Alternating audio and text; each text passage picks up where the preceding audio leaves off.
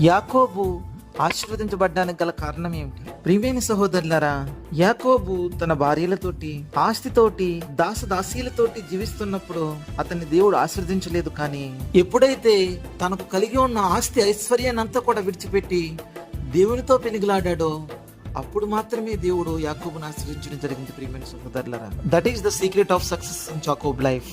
ఆది కాండము 32వ అధ్యాయము 23-24 వచ్చిన తనకున్నదంతా కూడా విడిచిపెట్టి ఒక ఖాళీ పాత్రగా మారినప్పుడు మాత్రమే దేవుడు యాకోబు యొక్క ఖాళీ పాత్రను ఆశీర్వాదాలతో నింపేశాడు. ప్రియమైన సహోదరులారా, ఈ రోజున నీవు బరువు బాధ్యతలతోనూ, నీ కుటుంబ సమస్యలతోనూ, లేక ఆర్థిక సమస్యలతోనూ, అనారోగ్య సమస్యలతోనూ, వేరే ఏ సమస్యతో అయినా నువ్వు బాధపడుతున్నావేమో నా ప్రియమైన సహోదరుడు, నీవు ఏ సమస్యతో బాధపడుతున్నా నీకున్న సమస్యను విడిచిపెట్టి యేసయ్య పాదాల చెంతకు వచ్చినట్లయితే ఆయన నీ పాత్రను ఆశీర్వాదాలతో నింపడానికి సిద్ధంగా ఉన్నాడు.